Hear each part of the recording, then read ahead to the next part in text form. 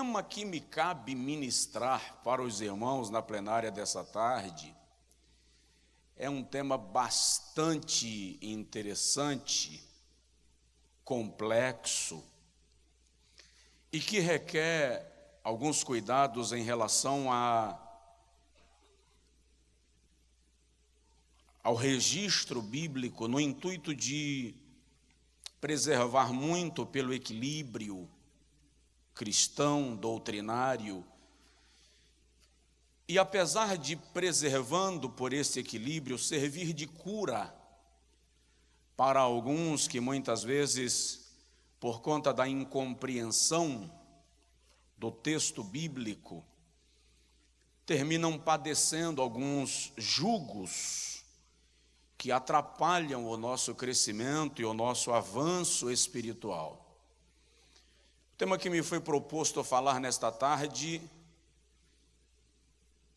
na verdade, é um tema que, do ponto de vista religioso, não é muito bem-vindo, não é muito bem-quisto, mas é uma realidade em nossos corredores, em nossos púlpitos, em nossas igrejas, e não pode ser ignorado. Na verdade, a igreja deste século está precisando digerir algumas questões que ela sempre evitou tocar. E essas questões vieram à nossa porta. Por exemplo, a igreja do nosso século está precisando lidar diariamente com a ideologia de gênero. A igreja da nossa geração está precisando lidar diariamente com a questão do homossexualismo. Porque os homossexuais também se convertem. Eles também aceitam a Jesus como Salvador. E como a igreja trata disto, como ela lida com isto e como a igreja os recebe. Porque, lamentavelmente, nós não fomos treinados para lidar com estas questões. E porque não fomos treinados, nós vomitamos essas pessoas do nosso meio e as impedimos de desfrutar da graça do Evangelho de Cristo que nós pregamos. Recebê-las e amá-las não significa concordar com práticas que biblicamente são questionáveis, rejeitáveis e até detestáveis. Mas não significa que poderemos fingir que estas questões não existem e precisamos lidar com elas. No nosso caso, hoje à tarde, a temática que me foi proposta foi segundo casamento e família mista. E hoje à tarde eu já liguei para alguns mestres para consultar alguns textos à luz das línguas maternas da Bíblia Sagrada. Porque estudar um texto sem analisar o seu contexto é criar um pretexto para fazer valer o meu achismo. E quando o assunto é Bíblia, nós estamos lidando com almas. E quando lidamos com almas, estamos tratando da eternidade. O que eu digo aqui agora não fica aqui. Vai se reproduzir como estilo de vida e vai refletir em nossa eternidade com Deus ou sem Ele. Então abra comigo a sua Bíblia, por favor, em Gênesis capítulo de número 2.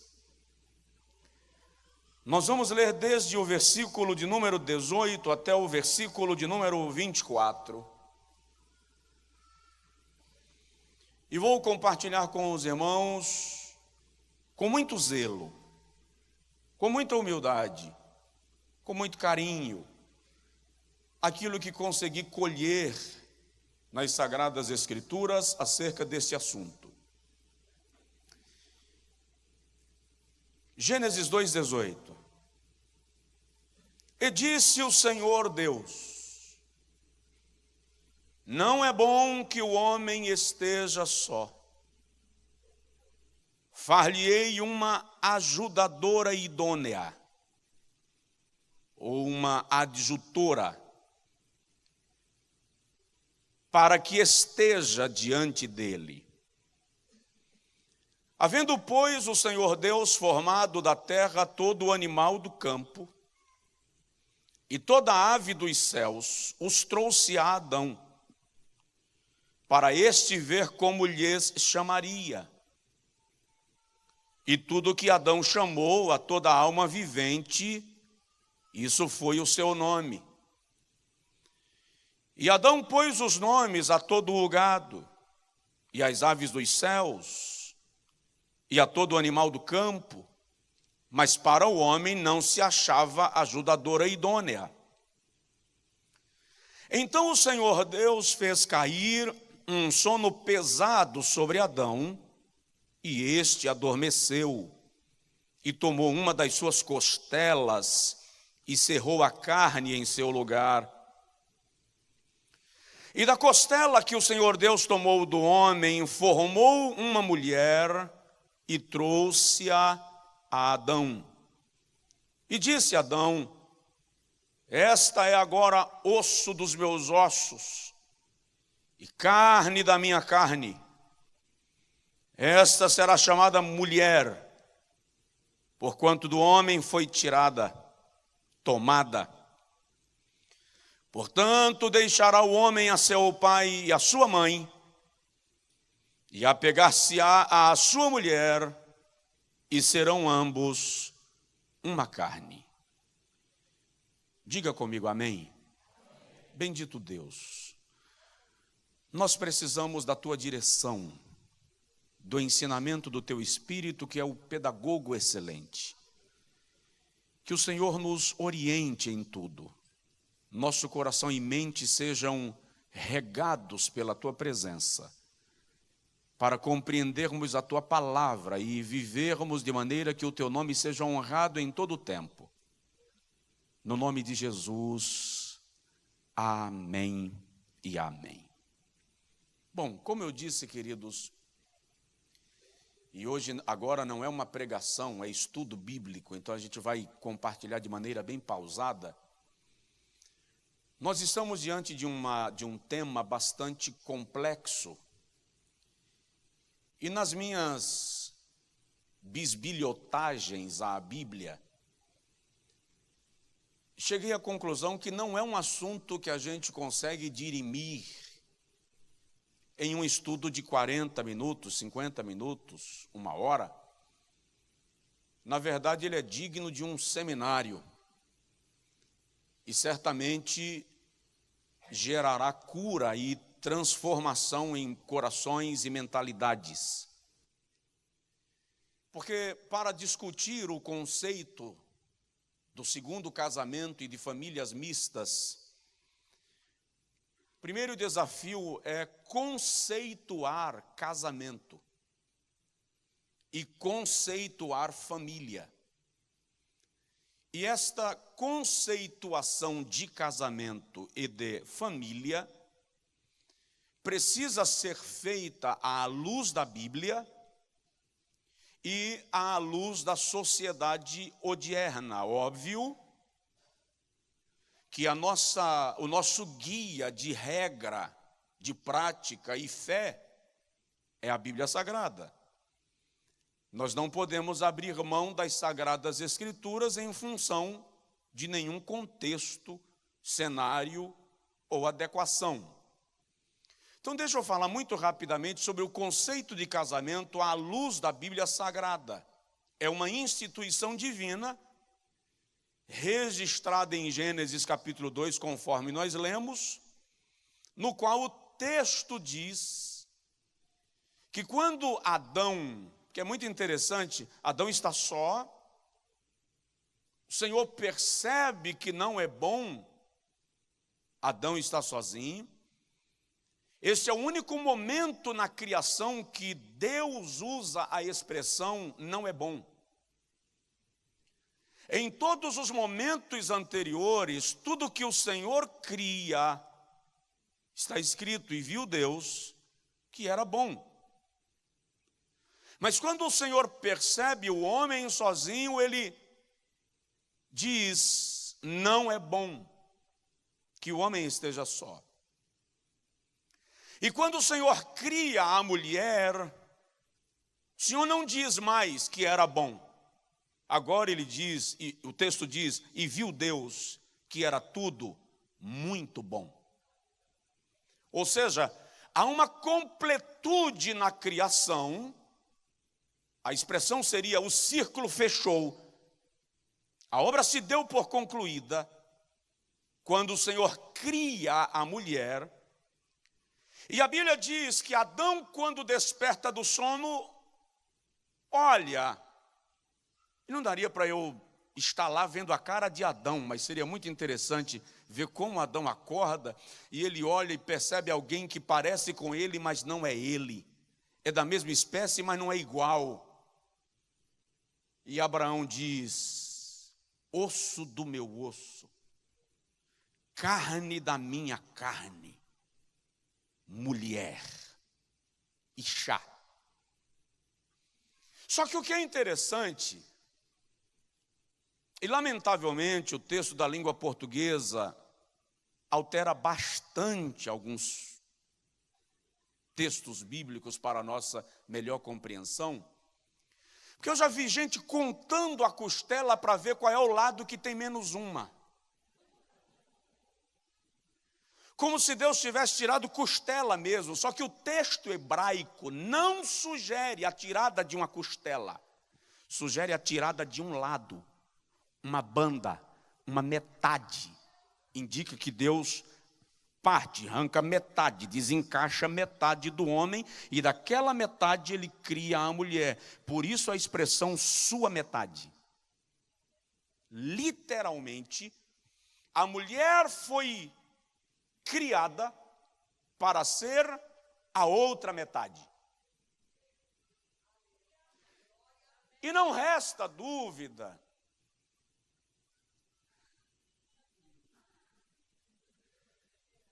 que Deus cria a mulher com alguns detalhes que ele não deu para o homem. Vou dar um exemplo. Esses dias eu falando num congresso estadual de mulheres do Rio, eu disse para os irmãos que um homem é um Caravan, um Opala Commodoro, e a mulher é uma Ferrari conversível. Vou dar um exemplo. Já parou para imaginar um homem passando por um parto? Ele não sai nunca mais da cadeira de rodas. Por quê? Porque a mulher foi criada com uma estrutura óssea que permite um desencaixe para a acomodação da criança no útero e para no dia do parto a criança nascer normalmente. E depois que nasce, toda a sua estrutura óssea volta à posição original. Só uma mãe sabe o que isso significa. Se você quiser entender um pouquinho, vai cursar medicina. Anatomia. Então Deus cria a mulher literalmente para ser a metade. Por isso Eva é o lado de Adão. Não é do lado, é o lado. E é bom lembrar que quando o Senhor diz assim: não é bom que o homem esteja só, far-lhe-ei uma ajudadora. Eu não posso falar do tema central sem passar por isso aqui. A gente tem que entender o plano de Deus quando criou a mulher, senão eu vou mutilar. A expressão ajudadora, diga comigo, ajudadora. A palavra hebraica para ajudadora, ezer, indica literalmente aquela que cerca, aquela que protege, aquela que auxilia ou ajuda. Preste atenção nisso, porque isso aqui vai dar um choque na mentalidade não é masculina, machista. Adjutora, para que esteja como adiante dele. A A palavra adjutora é literalmente aquela que está na frente, adiante, não aquela que está atrás ou do lado. A ajudadora é a que está do lado, cerca, observa, vigia, protege. Mas a adjutora é aquela que está na frente. Por quê? Porque Deus cria o homem para lavrar o jardim e guardar. E Deus cria a mulher para cercar o homem e guardá-lo. Deus criou a mulher para ser escudo do homem. Por isso, adjutora, adiante, aquela que filtra o que vai chegando, para que ele não seja atingido e se concentre em cuidar do jardim e lavrar o jardim. Daí, na raiz da palavra, vira o conceito de aquela que percebe a chegada do inimigo. Porque nós vamos ter que admitir, estou falando de conceito de casamento na Bíblia. Nós vamos ter que admitir que Deus deu à mulher uma capacidade de percepção mais refinada do que ao homem. A questão é de inteligência espiritual agora, porque aquela esposa, se Eva, que veja só, não tem, o texto hebraico vai indicar, o texto português diz que Eva comeu o fruto, e dá a entender que Adão não estava lá, e ela traz para o seu marido. Alguns até conjecturam que Adão estava viajando, estava cuidando do jardim. A ideia ali é de a serpente abordando Eva, Eva vem consultar Adão, o texto hebraico diz, e comeu juntamente com ele, a aprovação dele. A mulher que descobre esse nível de inteligência espiritual, e ela sabe que ela é escudo, e em vez de tomar decisões lá, ela diz assim, aguarda que eu vou consultar o meu marido. Ela está debaixo de uma bênção de Deus extraordinária, porque está cumprindo o seu papel de escudo, de adjutora. É por isso que quando o Senhor vem conversar com Adão, ele diz, maldita é toda a terra por tua causa. Ele não diz por causa de Eva. Porque Eva consultou. E Adão aprovou. Por isso que em Romanos 5,12, Paulo diz, por um homem, e a expressão ali de homem não é raça humana, é gênero masculino. Por Adão entrou o pecado no mundo, não diz por Eva, por uma mulher. Porque Adão concorda com a participação do fruto.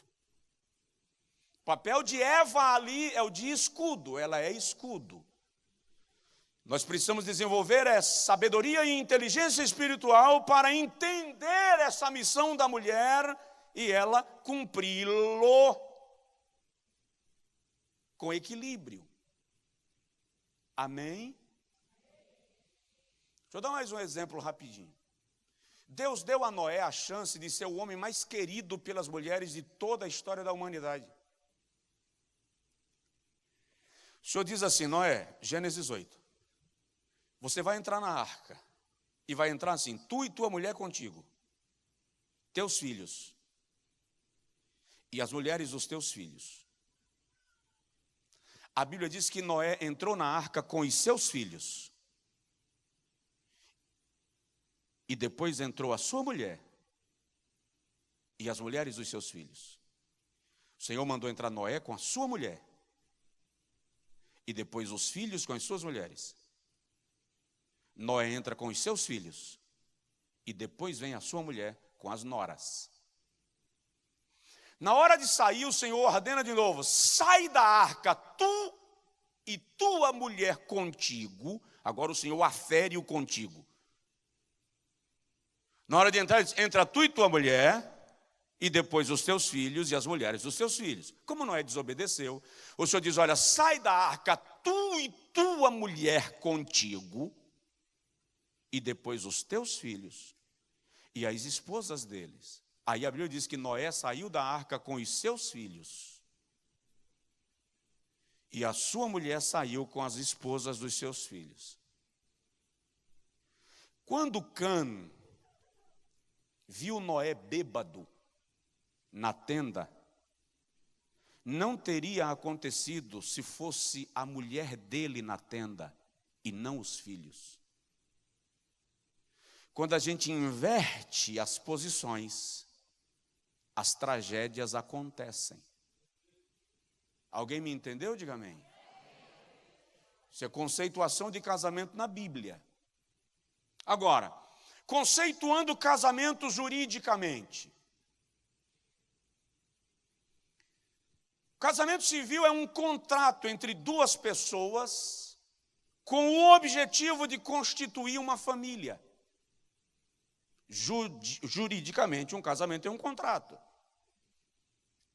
Na Idade Média, o casamento não tinha nenhum propósito ou envolvimento amoroso, ele era um contrato comercial para o fortalecimento dos negócios da família, possibilitar exportação e expansão de mercado. As 1001 noites trouxeram o conceito de romantismo para o casamento ocidental, mas ele era estritamente um contrato comercial com o fim de constituir família e partilhar bens e vida. Esse é o conceito jurídico de casamento, um contrato jurídico entre duas pessoas. Então, o problema de um casamento que se dissolve não é a dissolução de um casamento civil, porque um casamento civil não passa de um contrato de sociedade. É preciso entender que um casamento, antes de ser civil, ele é espiritual. E é aqui onde vem a opinião de Deus e a Bíblia acerca do assunto. Alguém consegue me dizer amém? Vamos lá. Terceira coisa que eu quero pontuar nesse estudo, o conceito de família na Bíblia. Porque uma família, segundo a Bíblia, é formada por um homem, uma mulher e sua prole.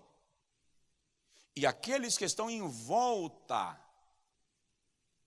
desta organização formam uma família, que é uma invenção, uma criação, o propósito de Deus, e esse propósito é imutável.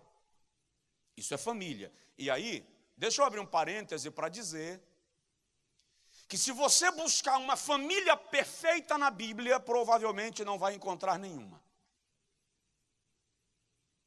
Porque eu estou buscando, estou estudando, eu estou pesquisando sobre o assunto, eu estou mergulhando na questão, e todos eles tinham seus problemas. E alguns problemas que tem uns casos assim bem escabrosos. Tem caso de irmão matando irmão, tem caso de irmão violentando irmã, tem caso de filho deitando com a mulher do pai. Tem casos bem escabrosos no texto bíblico. Porém, qual a conceituação de família na sociedade moderna? Na sociedade moderna, o conceito de família se contrapõe ao conceito bíblico. Porque para essa sociedade pós-moderna, o conceito de família é meramente cultural. E, portanto, ele pode mudar de acordo com a evolução da humanidade. Por exemplo, na concepção moderna, uma família pode ser formada por 2 homens, por 2 mulheres, e filhos que eles adotem para compor esse cenário. Juridicamente, em algumas nações, Isto já é entendido como família, e dentro da mentalidade pós-modernista, isso é compreendido e aceitado de maneira natural e sem questionamento. Perdão?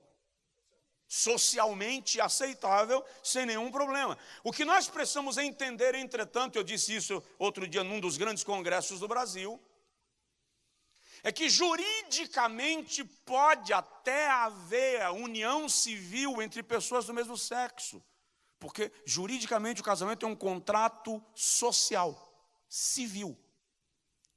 Espiritualmente é que não cabe, não comporta. E isso está na raiz da palavra, vou lhe dizer. Quando Deus cria homem, a palavra hebraica para homem é ish. Diga comigo, ish. A palavra hebraica para mulher é isha. Isha. Na formação da palavra ish, há uma pequena letra hebraica chamada iod. E na formação da palavra isha, há uma letra chamada rei. A junção de iod e rei forma a composição da palavra iod-rei, que é a abreviatura de Yehová, e compõe o tetragrama antigo da impronunciável palavra que era o nome de Deus. Significa dizer que só há presença de Deus quando há união entre iod e rei, um homem e uma mulher. Aí Deus está ali. Então isso não é conceituação religiosa. Deus pensou nisso na criação. E quando ele pensou acerca disso na criação, ele deixou estabelecido que só há uma união espiritual onde houver ish e isha, iod, rei. Deus está presente. É isto que sacraliza, é isto que santifica o casamento. A presença de Deus. Dá para dizer amém? Provoca aí o irmão do seu lado e fala com ele assim: Deus está lá em casa.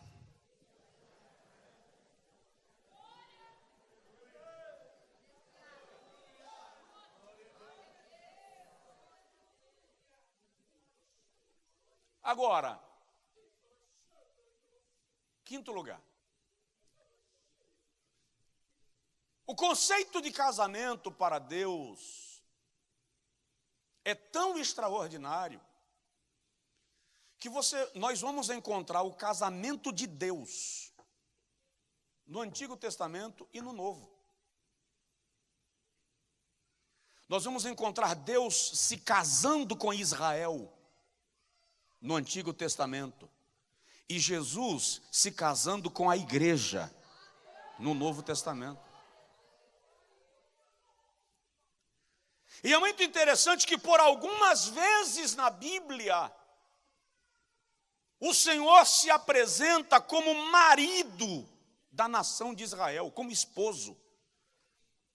Isaías 54, 5, por exemplo, ele diz assim: porque o Senhor teu Deus, o teu Criador, é o teu marido. No versículo 6 ele diz: porque o Senhor te chamou como uma mulher desamparada e triste de espírito, com a mulher da mocidade que fora desprezada, diz o teu Deus, por um breve momento te deixei.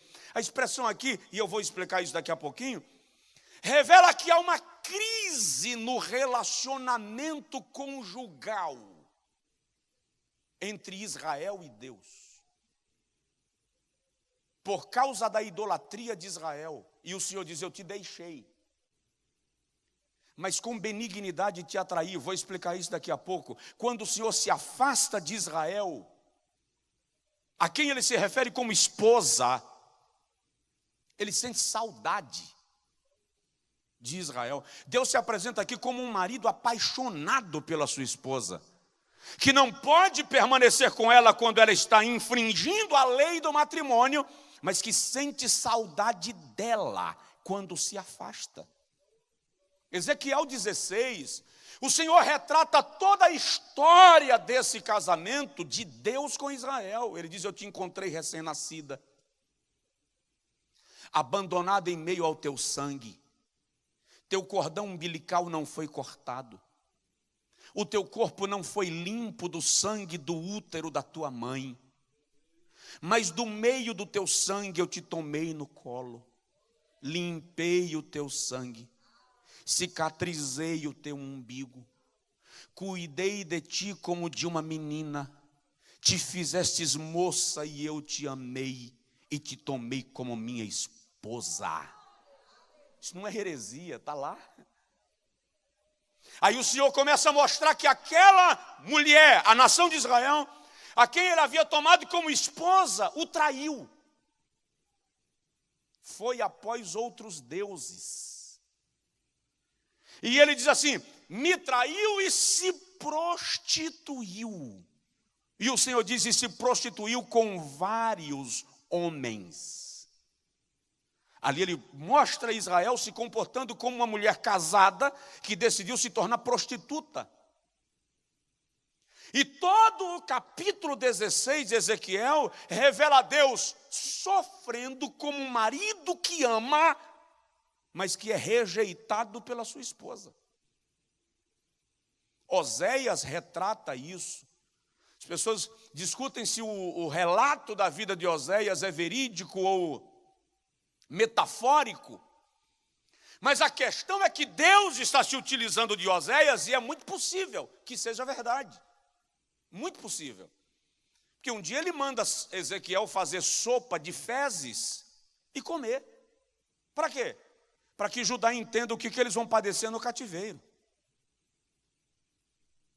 Então, às vezes o profeta era desafiado a algumas experiências sobre-humanas para representar para Israel o que Deus estava lhes avisando.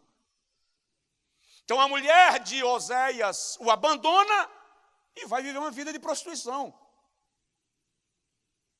E o Senhor diz a Oséias: vai lá e traz de volta. Ele vai e traz de volta. Isso aqui é para representar Deus, um marido traído pela sua esposa Israel. E apesar de traído, ele vai em busca de Israel para trazê-lo de volta para dentro de casa. Estamos falando de Deus, o soberano, se colocando como marido para dizer: eu estou casado com uma nação que me trai, que me abandona, que eu amo, me disponho a perdoar, mas ela me trai de novo, peca de novo. E eu vou em busca de novo. O retrato aqui é de um Deus marido que não quer abrir mão da sua esposa, nação Israel, porque a ama. E é interessante que Deus está usando o coração de um homem para falar do seu amor por uma nação, representando-a como mulher. E você vai perceber que chega um momento que Deus se divorcia de Israel. Chega um momento que ele diz assim: chega. Agora, sétimo tópico desse estudo, se o irmão estiver anotando, o Senhor se queixa com Israel. Você vai entender um pouquinho depois, daqui a alguns minutinhos. O Senhor se queixa com Israel, que Israel estava se colocando como uma mulher repudiada. Olha para mim, biblicamente, repúdio e divórcio são coisas diferentes. São coisas distintas, nós vamos ver isso. Isaías capítulo 50, versículo de número 1. O Deus marido, o Deus esposo, está se queixando que a sua esposa, Israel, nação, está se prostituindo com outros deuses. E quando os seus amantes, é só ler Ezequiel 16 que Deus chama isso de amantes. Quando os seus amantes, as outras religiões, lhe perguntam, mas você não é casada? A nação de Israel responde, eu fui repudiada. Eu estou repudiada. Aí no capítulo 50 de Isaías, o Senhor diz assim, onde está a carta de divórcio da vossa mãe? Onde está o meu repúdio à vossa mãe? O Senhor está dizendo, eu não liberei vocês para terem outros relacionamentos. Vocês não foram divorciados de mim, e nem eu vos repudiei. O Senhor está dizendo, essa relação que vocês estão tendo com outros deuses é adultério. Eu não dei a vocês carta de divórcio, eu não liberei vocês. Há um Deus aqui, esposo, que continua sofrendo por uma esposa, Israel, que insiste em traí-lo, que insiste em prostituir-se, que insiste em pecar contra ele. Chega um momento, aqui, Israel se comporta como uma mulher repudiada.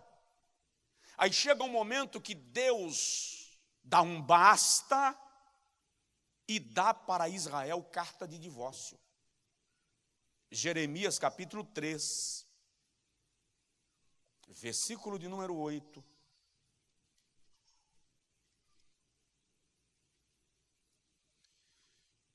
Nosso tema é segundo casamento e família mista. E eu não posso falar disto sem fazer o contexto bíblico, histórico, espiritual e doutrinário da questão à mesa. E acreditem, estou fazendo com muito zelo, muito temor, muita humildade no Senhor. Depois de bisbilhotar muito a Bíblia, de folhear muito, eu disse há pouco, depois de consultar alguns mestres, para saber o que o assunto está nos trazendo.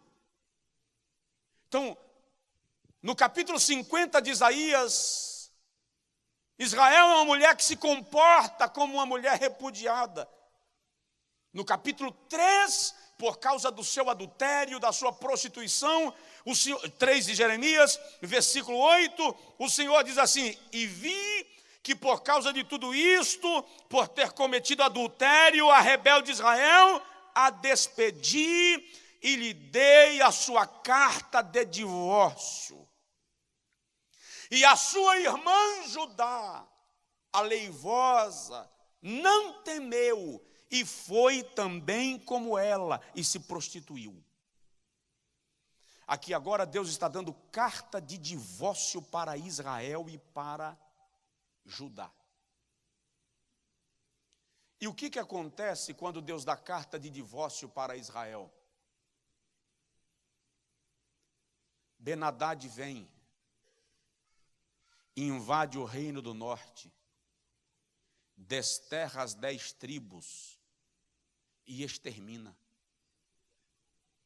O que o Senhor está dizendo é que a nação de Israel, quando recebe carta de divórcio, sai de debaixo da sua proteção, sai de debaixo do seu cajado, e agora ela está à mercê para ser destruída. O mesmo acontece com Judá. Vem o cativeiro babilônico, porque agora a nação é como uma mulher que tem carta de divórcio. Ela pode ir se prostituir, mas os seus amantes lhe destruíram, lhe atropelaram. Só que quando a gente lê o texto lá, que eu mencionei há pouco, quando o Senhor diz em Isaías, capítulo de número 54, por um momento te deixei, mas com benignidade te trouxe de volta, a expressão ali é, senti saudades de você. É por isso que Deus faz o cativeiro babilônico ter regresso, porque Deus, marido, amando a sua esposa, deseja trazê-la de volta para casa e provoca isso. É um Deus que decide perdoar e trazer de volta. Presta atenção. Judá continua hoje. Judá hoje representa a nação de Israel, afastada de Deus enquanto relacionamento conjugal. É só ler Romanos 11. Paulo diz que o Deus marido colocou sobre Judá um véu de adormecimento, para que eles não compreendam o evangelho da graça. E só quando a igreja for levada ao céu é que esse véu será tirado e o Senhor volta a tratar com Israel enquanto esposa, para resgatar e restaurar. Porque o que está em questão hoje é o relacionamento de Jesus, o noivo, com a igreja, a noiva. Diga amém. Então, Deus se coloca como um homem que está casando com uma nação, um homem apaixonado por uma mulher, que ama uma mulher. Essa mulher se comporta como uma mulher repudiada. Chega um momento que esse marido, Deus, esse esposo, dá para ela carta de divórcio e o casamento acaba entre Deus e Israel. Agora vamos compreender mais um aspecto disso para a gente fechar o raciocínio. Porque o projeto e a proposta desse tema é trazer cura, compreensão, conhecimento que gera cura, porque o meu povo é destruído por falta de conhecimento. Então vamos entender, eu disse há pouco, que a Bíblia faz clara distinção entre repúdio e divórcio. E aqui a gente vai levar uns 2 beliscões. Aqui vai doer nossa costela. Porque na Bíblia Sagrada, a palavra divórcio aparece sempre separada, distinta da palavra repúdio. São estados e condições diferentes. O que significa entender que na igreja tem muito casamento que não está divorciado, mas está em estado de repúdio. E aí nós vamos compreender onde é que Jesus está dando na nossa muleira. Porque ele bate com força. Aí ele bate com força. A palavra grega para repúdio é apoluo. Apoluo. E a palavra divórcio no grego é apostasion.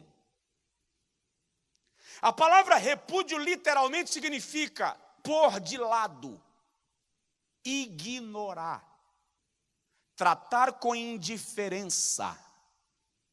E a palavra divórcio é romper completamente. Romper relações.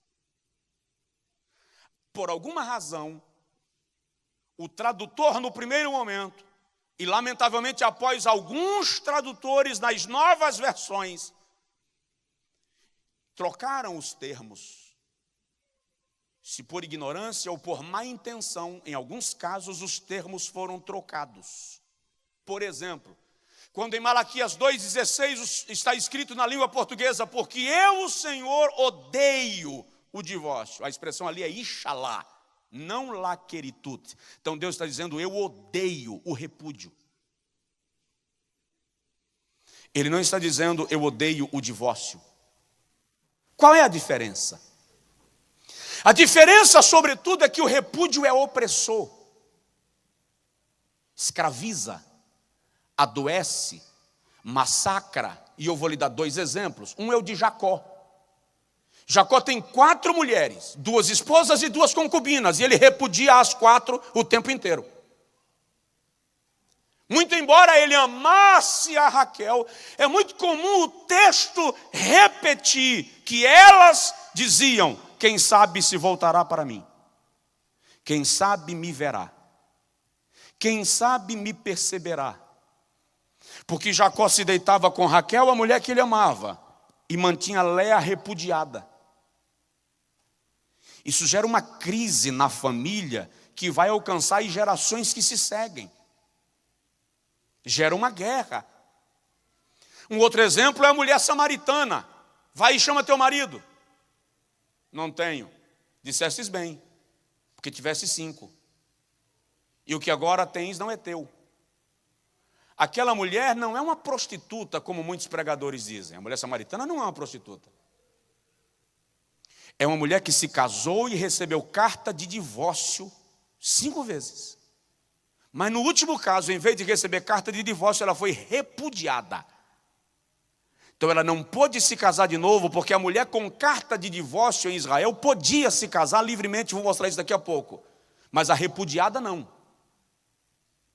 Então, como ela está repudiada, não pode se casar, ela está envolvida num relacionamento ilegal, por isso ela diz, não tenho marido.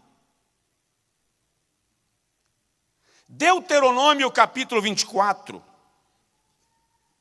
versículo 1 e versículo 2, que é o versículo usado por Jesus, inclusive, para dar o seu discurso em Mateus 5, que a gente vai ler daqui a pouco, e em Marcos 10.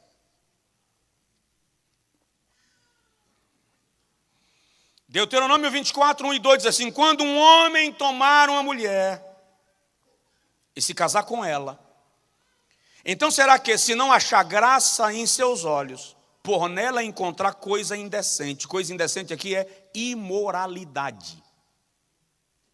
No Novo Testamento, esse termo pode ser muito bem traduzido por pornografia. E aí vamos entrar no nosso computador.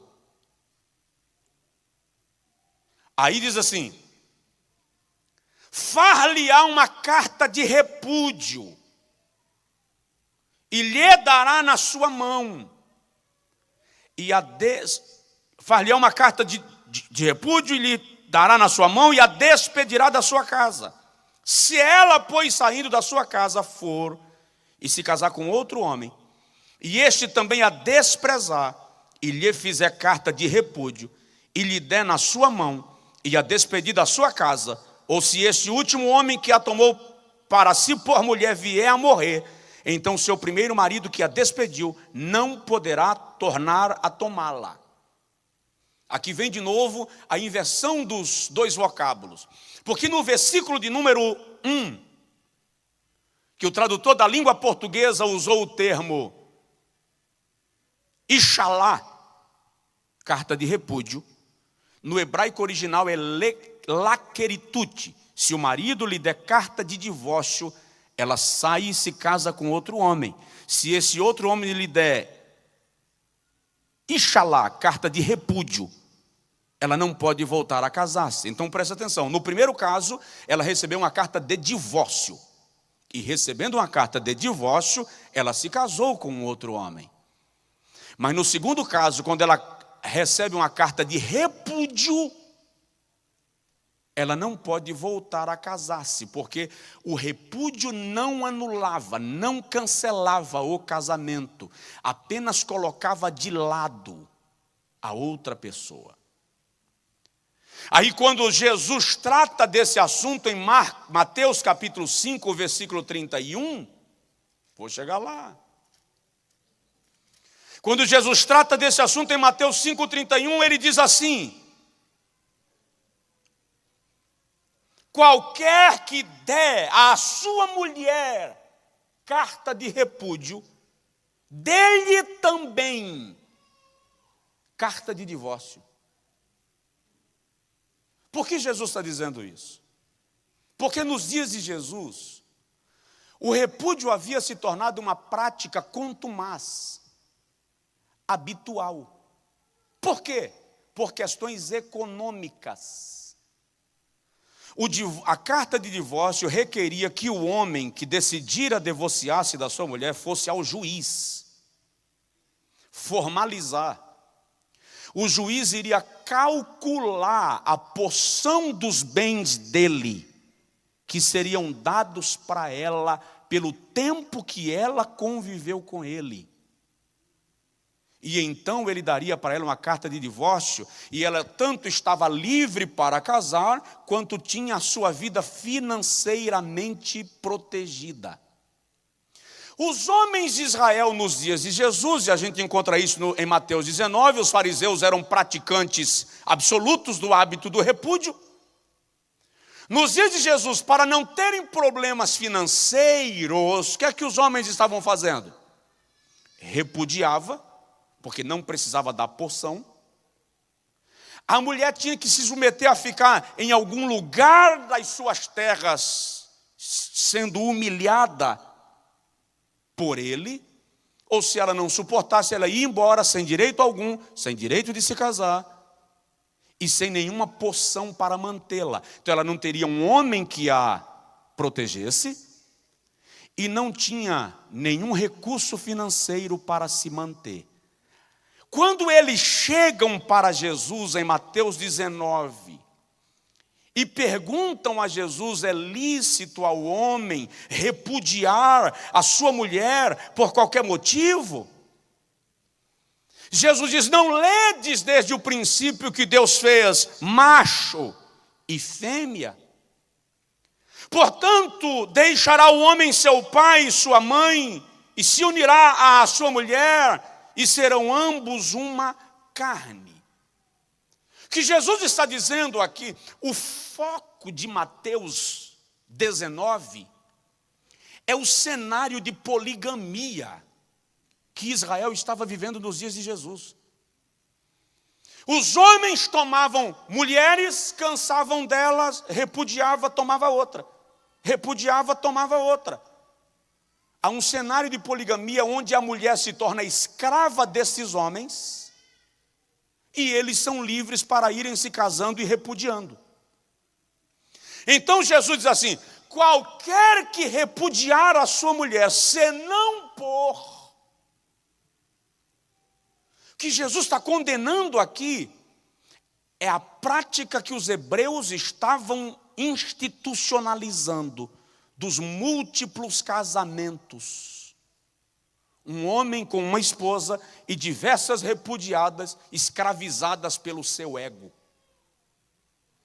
Tanto é que a condenação de Jesus clara a este hábito e a esta prática é quando ele diz em 5,31 de Mateus, aquele que repudiar a sua esposa, a sua mulher, aquele que der carta de repúdio, dê também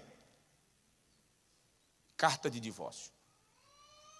Porque a carta de repúdio não liberava, mas a carta de divórcio liberava, e ela não se mantinha escrava dele. Esse é o cenário que Jesus está condenando. Esse é o cenário que Jesus está contestando. Veja só, o foco de Jesus aqui é impedir que um homem mantivesse uma mulher escrava dele pelo repúdio, enquanto ele era livre para se casar com outra. Ele está condenando a poligamia. Quando ele diz, no princípio não foi assim, ele está dizendo, no princípio não era um homem com várias mulheres, era um homem e sua mulher. O casamento é estritamente monogâmico.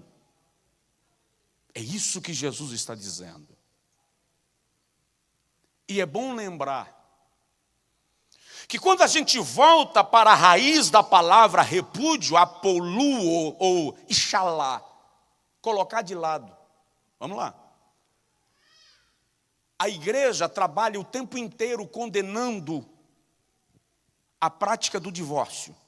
E em nenhum momento a Bíblia diz que ela é para ser banalizada.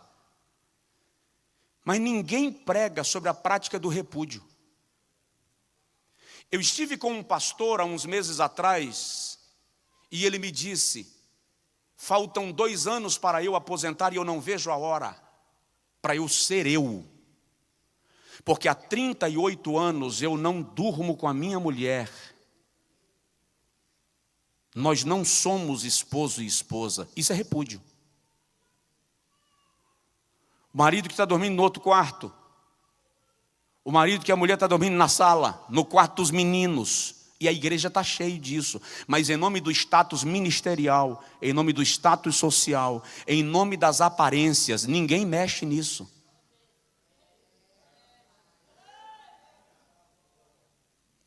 O marido que deixa a esposa ir para a cama e ele vai para o escritório acessar sites pornôs, salas de bate-papo com outras mulheres, está cometendo repúdio. E em Mateus 19 é isso que Jesus está batendo com taco de beisebol. É repúdio. Ou seja, são dois estados diferentes. E o repúdio é o estado que antecipa o divórcio. Jesus não está aprovando, acaba, divorcia, arrebenta. Não. O que ele está dizendo é, o estado de poligamia que vocês estão vivendo é o que eu estou condenando, porque na vossa dureza de coração, as mulheres estão sendo escravizadas por vocês. E é interessante que quando ele diz assim, por que Moisés autorizou da carta de divórcio? Ele diz, por causa da dureza do vosso coração. O termo ali é, por causa da vossa mesquinhez, da vossa avareza. Ele está dizendo, porque vocês estão repudiando para não mexer no bolso. Então Moisés autorizou da carta de divórcio por causa da avareza de vocês. Então a pergunta nesse cenário, e eu sei que o assunto é desconfortável. Ele mexe num cascão de ferida violento. E preste atenção, se está muito desconfortável para o senhor que está me ouvindo agora, imagina como eu estou. Eu estou entre a onda e a rocha. Eu estou entre a cruz e a espada. Eu estou entre a costela sem nenhuma carne mais e a peixeira que tirou a carne. Porque o assunto é melindroso. Mas eu vou repetir. O que Jesus está condenando aqui é esse cenário de aparências de casamentos perfeitos. Quando em casa o repúdio é quem está reinando. Não há comunicação conjugal, não há relação íntima conjugal. Isso é repúdio. Em casa a gente mal se fala, na igreja a gente entra de mãos dadas. Que é para mostrar para as pessoas que nós somos a família perfeita. É isso que Jesus está condenando aqui. Vou citar um exemplo que alguém me compartilhou há não muito tempo. De um obreiro que olhou para a esposa e disse assim, você está liberada para ter relações sexuais com quem você quiser, porque eu não amo você. A gente não pode dissolver o casamento, porque se a gente dissolver, meu ministério acaba. Então você fica livre, eu não te amo, não vou te sacrificar, você fica à vontade. Mas e você? Eu sou gay.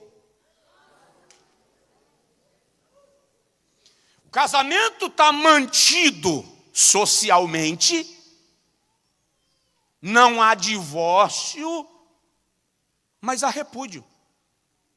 Não há apostasión, não há laqueritute, não há divórcio, mas há apoluo, ixalá. É isso que Jesus está condenando. E sinceramente, cá entre nós, eu acho que Jesus está arrancando uma casca da nossa hipocrisia. E enfiando metiolate do mais envenenado. Para dizer assim, essa imagem de santidade que vocês estão vendendo só convence quem está diante de vocês, mas não está dentro. Mas eu conheço a intimidade de cada casa e sei o que é que está acontecendo lá. Vou concluir. Preciso, né, pastor Jean?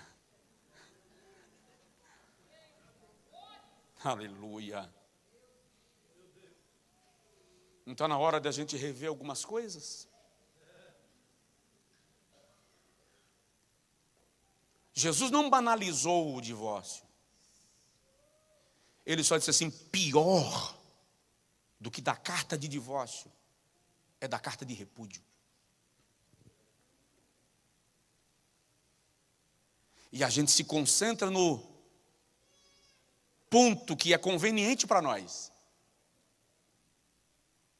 Mas aquele que mexe com a nossa hipocrisia religiosa, a gente deixa isso quieto. E é interessante que nesse cenário, Jesus vem e traz 3 perfis de casamentos. Quando ele fala dos 3 tipos de eunucos, por que Jesus está falando de eunuco num assunto sobre casamento? Nada a ver. Jesus perdeu o foco? Perdeu a linha de raciocínio? Não. Ele sabia muito bem o que falava. Que Jesus está dizendo, usando o eunuco para figurar 3 tipos de casamento. No versículo 12 ele diz, há eunucos que nasceram assim, desde o ventre da sua mãe. Eunuco não é o homem que era castrado. Era aquele que abria mão dos prazeres pessoais para se dedicar a algo, a alguém, a um reino ou a um rei. Então, o primeiro tipo de eunuco aqui, que é de nascença, Jesus está se referindo àquele moço, àquela moça que desde o ventre da sua mãe preserva a sua pureza sexual, a sua virgindade, para se casar com uma moça que também preservou a sua pureza sexual. Nasceram assim, estão esperando o encontro da outra parte, também pura, para se unirem. Meu filho está por casar no mês de janeiro. E eu tenho dito para ele, se preserve, preserve a pureza. Não aguentou até aqui? Aguenta mais um pouco. Tem uma bênção especial para os moços e moças que aguardam o momento de desfrutar da vida sexual dentro do ambiente conjugal. Está na hora de voltar a ensinar isso para as nossas moças, para os nossos rapazes, na igreja. Porque eles estão enfrentando esse desafio na faculdade, na escola. Aliás, eu me irritei ontem no avião, quando eu vi uma moça perguntando para uma menina de 3 anos como é o nome do seu namorado. As pessoas perderam o conceito de casamento e de família. A namorada agora é nora. A noiva é nora. A noiva do meu filho é minha nora. Não. Ela se tornará minha nora quando ela estiver casada. Essa banalização do termo é uma forma de validar os privilégios da vida conjugal antes do casamento acontecer. Nós temos que entender isso. Segundo tipo de casamento que Jesus cita aqui no texto, ele diz, e há eunucos que foram feitos eunucos. Jesus está falando daquele casamento que ele não queria, ela não queria, mas alguém forçou. Foi na ponta da espada. Foi na ponta da peixeira. Quando você tenta pegar um erro do teu filho e transformar o erro dele em casamento, você está colocando ele e a moça num sacrifício que Deus não planejou. Eu recebi um casal de obreiros na nossa igreja, obreiros nossos. Passou minha filha e ficou grávida. O namorado é um infeliz, um traste. O que eu faço? Cadê a menina? Expulsei de casa. Primeiro passo, você vai sair daqui e vai buscá-la. Traga para dentro de casa. Mas eles não vão casar, já conversei com o infeliz do cara. Isso é um miserável. Aí ele estava muito nervoso. Falei, a sua filha tem pai? Tem. Tem mãe? Tem. Então a criança tem avô e tem avó. Traga para debaixo da sua cobertura espiritual. Não perca sua filha por causa de uma gestação imprevista, porque senão você perde a filha e o neto. Sacerdócio é isso. Ser sacerdote quando tudo está perfeito é ó. Mas na casa de sacerdote tem problema. Na casa de sacerdote tem luta. Filho de sacerdote também tropeça. E é aí que o sacerdócio se manifesta. Traz para dentro de casa. Trouxeram. A menina ganhou neném. Está lá na igreja. O neto no colo do avô. A menina na igreja servindo a Jesus. A família restaurada. E deixa Deus conduzir as coisas a seu tempo. E há aqueles que se fizeram eunucos. São aqueles que decidiram se dedicar a Deus em função do casamento, apesar de alguns espinhos. abrem mão de alguns prazeres e privilégios, mas se mantêm lá, porque decidiram glorificar a Deus nisto. Agora, o que não é justo é você se manter no casamento repudiado, porque isso não é para a glória de Deus. Então é preciso haver cura e restauração, e isso é para hoje. Diga comigo, é para hoje. Dentro disto, e eu concluo, até porque já colocaram ali uma tela de 72 polegadas, dizendo que eu tenho 2 minutos.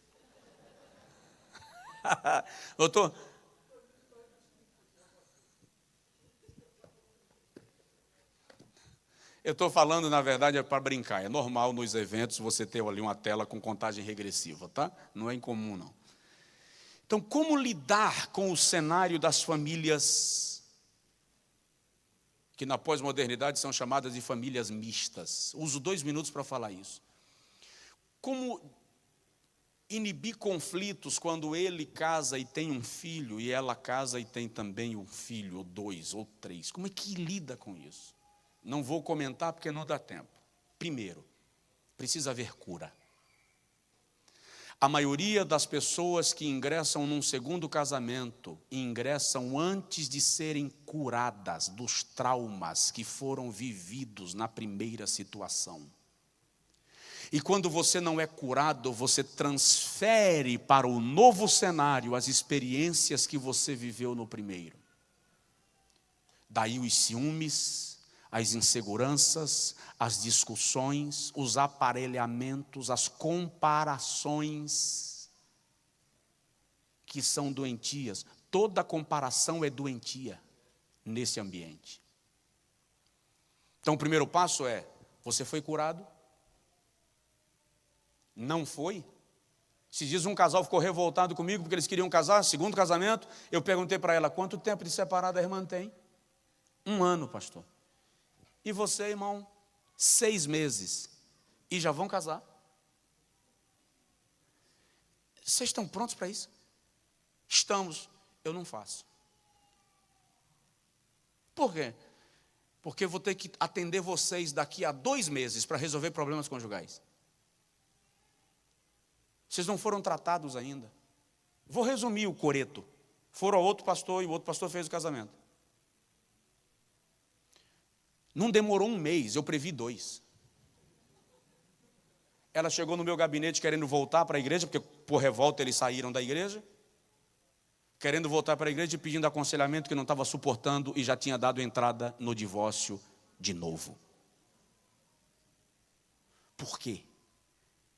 Não foi curado. Na maioria dos casos, quando há cura, não precisa haver segundo casamento, existe restauração e restituição. Digo isso com segurança. Quando há cura. Outro dia eu falei com um casal: até para separar vocês têm que se perdoar.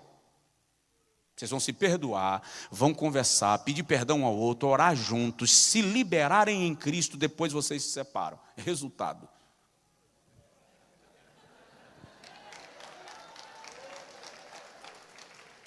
segundo, é preciso haver amor, não conveniência.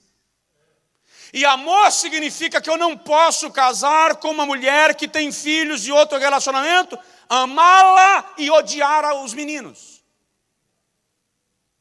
Não são filhos do sangue, mas são filhos do coração. Isso tem que ser conduzido com amor. Terceiro, para agilizar, sacerdócio. Não posso exercer sacerdócio sobre os meus filhos e rejeitar exercer sacerdócio sobre os filhos que eu recebi debaixo do meu cajado. Em outro momento, em outro CONAD, a gente trata disso. Quarto, comunicação. Nenhum relacionamento sobrevive sem comunicação. E nessas circunstâncias, antes de casar, é importante alinhar algumas questões, porque são pessoas de hábitos diferentes, com filhos criados em ambientes e com hábitos diferentes. Se não há essa comunicação, vai haver uma problemática para ser resolvida lá na frente. O problema é que hoje em dia as pessoas estão se comunicando até dentro de casa por WhatsApp, Messenger. É ou não é? Eu estou vendo marido e mulher sentados na mesma mesa se comunicando pelo telefone. É. Precisa haver alinhamento em quinto lugar. O que é alinhamento? Por que se namora? A palavra namoro, etimologicamente, é conhecimento. Os jovens namoram para que eles se conheçam e haja um alinhamento natural. Quando você que vive num cenário de família mista se casou a primeira vez, você tinha aquilo que eu chamo de coração virgem. O encanto da juventude, o amor da juventude, sem nenhum trauma, consegue achar beleza em algumas coisas que simplesmente são naturais e comuns. Uma moça apaixonada por um rapaz, acha ele bonito até quando ele acorda e esquece de lavar o olho. Mas depois que ela já viveu um trauma conjugal, ela tem alguns critérios e filtros. Ela tem algumas exigências que ela não tinha naquela primeira situação. Ele é a mesma coisa. Então, é preciso haver alinhamento para que haja assimilação. Porque a maioria dos problemas que nós temos, presta atenção nisso, não são de ordem espiritual. São de ordem humana. O diabo é inteligente e explora muito bem as nossas fragilidades e as brechas que a gente deixa sem tratar. Aí o diabo entra. Mas está na hora de parar dessa mania pentecostal de atribuir tudo ao diabo, quando nós temos responsabilidade na vida e precisamos nos comportar com maturidade. Deus abençoe. Muito obrigado. Em nome de Jesus.